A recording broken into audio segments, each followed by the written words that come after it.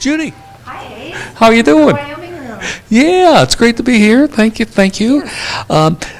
This is kind of an overview today because that's the way it is for me. I haven't really been here before, just a little quick glimpse and stuff. So I'm looking forward to kind of giving our viewers here at the Sheridan Channel, Channel 22, an overview of the Wyoming Room, which is an incredible resource in this community. So that's what we need to tell people about, how great of a resource it is.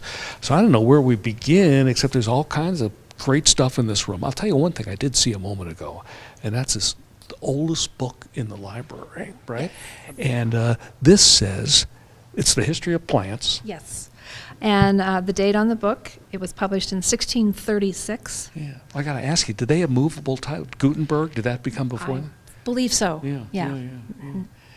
And this is amazing, 1636. I mean, Yes. we weren't even a country years. Let's go back like 150 years because you have an incredible collection about the Civil War. Can we walk over there for a Yes. second? War of the Rebellion, which is, I guess, what they used to call the Civil War. Yes. This part of the Wyoming room is the genealogy section of the Wyoming room. So this is where people come to study their family. And this is the War of the Rebellion. These are the records of the Union and Confederate armies. And it's the But correspondence. you've got volume after volume of these things. Yes. These belong to Henry Asa Coffeen. He was one of the first mayors I was just going to say that this is the Coffeen that we think of. When we of think- Coffeen Avenue. Coffeen Avenue was named after this Now, man. was he a historian then? And collected all Definitely, he this? was a highly educated man, and he opened the first college here in Sheridan in the 1800s. He started out in Bighorn, then he knew that Sheridan was going to prosper, so he moved his store to from Bighorn to Sheridan. And so a lot of these are like letters back and forth? yes, this is correspondence between the different armies of the North and then also the South. And it took them several years to print these. So I believe the first one printed was in the early 1890s. And so he must have received these maybe every 6 months or so when they got them printed. What an incredible collection. And I've got think this is what started our collection at the library.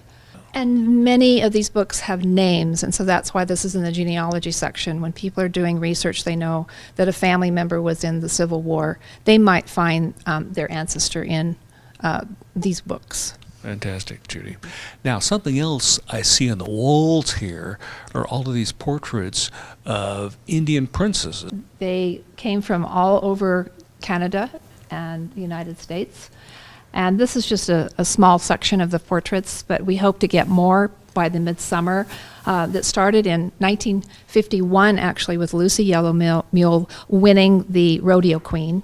And it took them 2 years to organize All American Indian Days. And the first Miss Indian America contest then actually started in 1953. So this year is the 60th anniversary of the first Miss Indian America, and we'll have a reunion this summer of them, and they will be the grand marshals of the rodeo parade.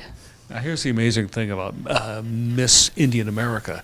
It was headquartered here in Sheridan. It was the people of Sheridan who wanted to help with all of the bigotry that was going on with the Indians, and they wanted to get rid of all of the negative signs that were in the stores, and they wanted to go across those tribal lines and open up really good communication with the Indians and the tribes across the United States.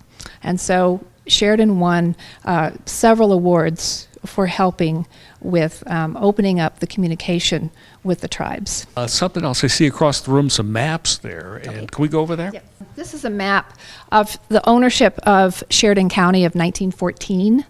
And so it's the ownership of the homesteads at that time. One of the gals who works for me, her name is DeAndrea Folster.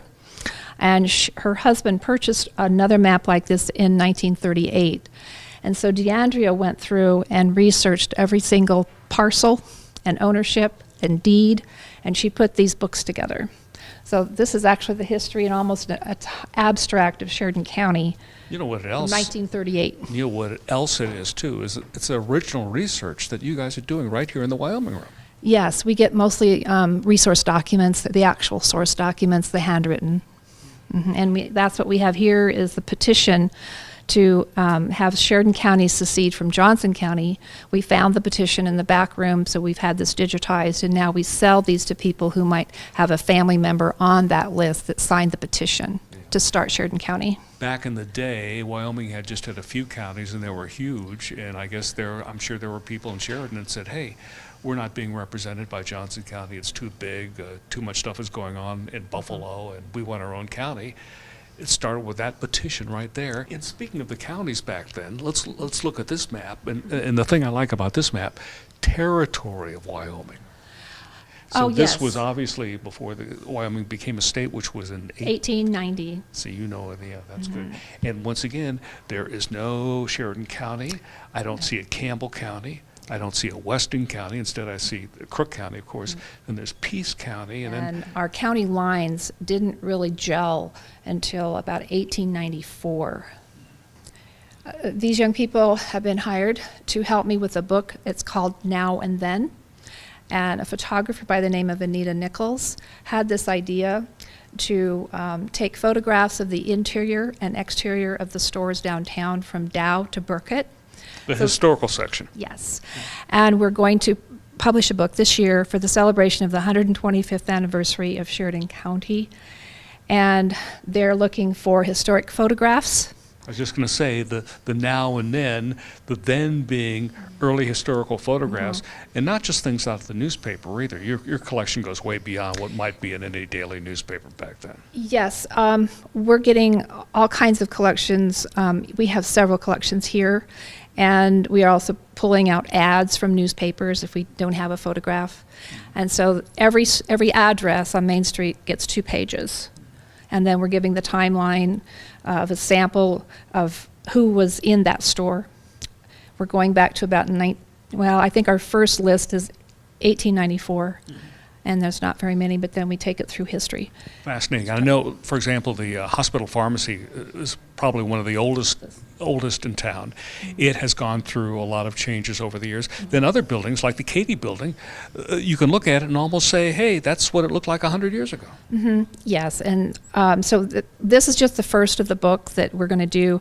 The series, we're going to go further out in the county. So this is an ongoing project. So we hope to go to Spotted Horse and Arvada, Claremont, Parkman. And so we'll be continuing this project throughout the next few years. So it's going to be kind of a living history of Sheridan County. You know, you took the words out of my mouth. I was just going to say, people think a library is, and especially something like the WyoRoom, is nothing but archives. But in fact, you're creating new projects, so it is a living history. We're bringing things up to date. Yes, so many of our photographs are so fragile that this is a really nice way for us to provide it to the public. And they can have their own book, and they can pay so much for the book rather than coming in here and paying extra and extra for these copies. And this is just our way of providing the information to the public. We're kind of in between a museum here and a library. Well, I'll tell you what, you've certainly whetted my appetite, and I'm sure people watching this right now would be interested in visiting the WyoRoom. Tell me about your hours and how all that works. We're open 9 to 5, Monday through Friday, and on Saturdays 1 to 5. You have to be a resident of Sheridan County, or have to have a library card? Not necessarily, huh? No library cards. It's open to anyone. Nice. Well, Judy, this is an amazing place, and I'm just thinking the Civil War and the Indian Americas and the maps and the genealogy, the then and now. You can get lost in this place. Yes. You ever have to kick people out at 5 o'clock? We do. And also, it's time to go home. You can see on our website the collections that we have here. Our website also has an index that you can look and do even preliminary genealogy research before you come into the room. We do have those digitized, and they're on the website. I'm excited. I'll tell you what, we just skimmed over this, but right now I just want to tell folks that hopefully you'll be able to come down to the WyoRoom. I know I'm going to come back as well. We're looking forward to some of those great stories, Judy. Thanks, Ace. Thank you. Reporting for Channel 22, the Sheridan Channel, this is Ace Young.